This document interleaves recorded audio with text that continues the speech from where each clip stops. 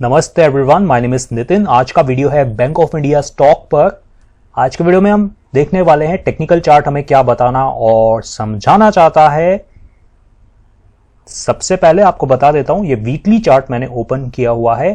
Kind of ascending channel बहुत लंबे समय से स्टॉक में बना हुआ है। रेजिस्टेंस जोन पर मल्टीपल टाइम स्टॉक ने टेस्ट किया, फिर रेजिस्टेंस जोन सपोर्ट जोन में कन्वर्ट हो जाता है, स्टॉक ब्रेकआउट देता है, दोबारा से सपोर्ट जोन की तरफ आता है और वापस रेजिस्टेंस जोन बन जाता है। सपोर्ट जोन, स्टॉक अंदर आ जाता है, दोबारा से रेजिस्टेंस जोन को टेस्ट किया, दोबारा से रेजिस्टेंस जोन को टेस्ट किया। ये सपोर्ट जोन है, मल्टीपल टाइम स्टॉक ने सपोर्ट जोन को भी टेस्ट किया था। जब जब सपोर्ट जोन की तरफ स्टॉक आता था, स्टॉक में हमें तेजी देखने को मिलती थी। अब एक नया सपोर्ट जोन भी बनता जा रहा था स्टॉक में, ठीक है। यहां सपोर्ट था, यहां सपोर्ट था, ठीक है। फिर फाइनली ब्रेकआउट आता है स्टॉक में और स्टॉक में लगातार हमें तेजी देखने को मिलती है। रिसेंटली स्टॉक में हमें गिरावट देखने को मिल रही थी, ठीक है। अब ध्यान से आप सुनना इस बात को, ये जो रेजिस्टेंस जोन है अब ये सपोर्ट जोन में कन्वर्ट हो चुका है। तो यहां से रिसेंटली स्टॉक ने सपोर्ट लिया था, इसलिए हमें स्टॉक में तेजी देखने को मिली थी, ठीक है। अब आगे क्या हो सकता है, क्रिटिकल लेवल कौन से हैं, वो हमें समझना ज्यादा इंपॉर्टेंट है, ठीक है। हमें बस इस बात का ध्यान रखना है कि वीकली कैंडल जो है वो इसके अंदर क्लोजिंग नहीं होनी चाहिए। इसके अंदर वीकली कैंडल की क्लोजिंग होती है तो स्टॉक और नीचे फिसल सकता है। कितना फिसल सकता है और कौन सा ऐसा लेवल है जिसके नीचे क्लोजिंग होने पर मान लिया जाएगा कि स्टॉक वापस असेंडिंग चैनल के अंदर आ चुका है। तो वो लेवल देख लेते हैं। लेवल लगभग 131 132 के आसपास ही होगा।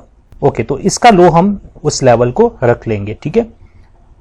134 के नीचे मैं मान लेता हूं, 134 के नीचे क्लोजिंग होती है, लगातार क्लोजिंग देता है स्टॉक 134 के नीचे, तो स्टॉक और नीचे फिसल सकता है, ठीक है।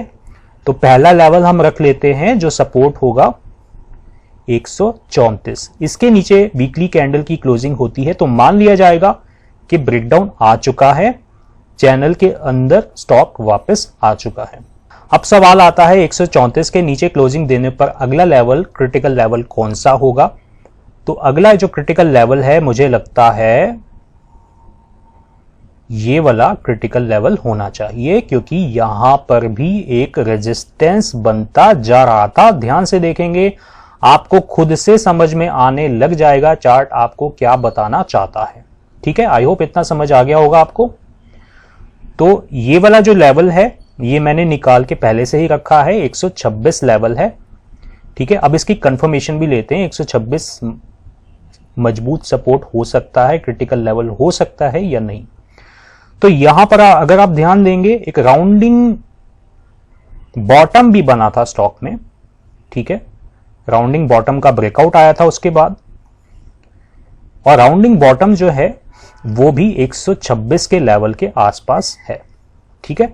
तो 126 के नीचे माफ कीजिए, 134 मैंने जो लेवल बताया है 134, इसके नीचे क्लोजिंग होने पर कहां तक जा सकता है, 126।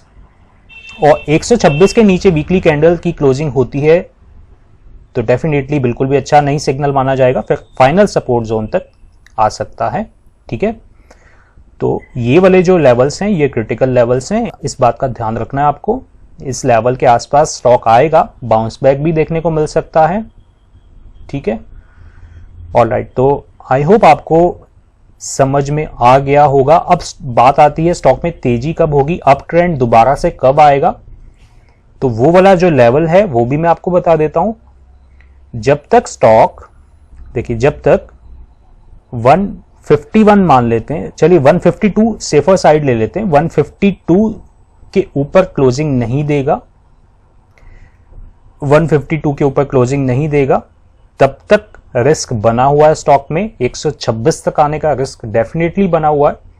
152 के ऊपर जैसे वीकली कैंडल की क्लोजिंग हो जाएगी तो खतरा टल जाएगा, स्टॉक दोबारा से अप ट्रेंड में आपको जाता दिख जाएगा और 200 तक भी जा सकता है। आई होप आपको आज का वीडियो अच्छा लगा होगा, समझ में आया होगा। इसी तरह के वीडियोस देखने के लिए हम्बल रिक्वेस्ट है आपसे, चैनल को सब्सक्राइब करना मत भूलना। वीडियो अच्छा लगे तो लाइक भी करना, सो दैट ये वीडियो ज्यादा से ज्यादा लोगों तक पहुंच सके। Thank you very much, take care, bye bye.